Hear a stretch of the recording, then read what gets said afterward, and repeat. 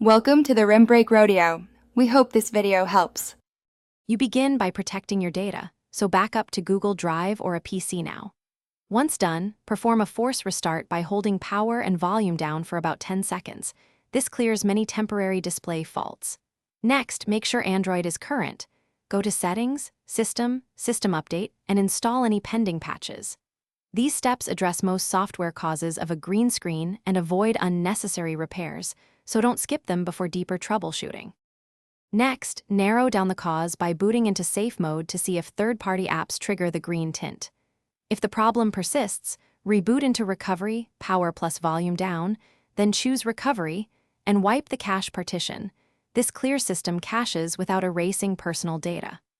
While testing, uninstall any apps you recently installed or updated and observe the screen after each removal. These steps help you distinguish between app-driven color shifts and deeper system or hardware issues, so proceed methodically. If cache clearing and safe mode fail, perform a factory reset only after confirming your backup. Go to Settings, System, Reset Options, Erase all data. Once reset, if the green screen remains, it's likely hardware. Document when it occurs, take photos, and contact Google support or an authorized repair center for diagnostics and possible screen replacement. As a short-term mitigation, tweak display color temperature or enable dark mode to reduce the green's visibility. If repair is refused, insist on documented diagnostics as your troubleshooting tip.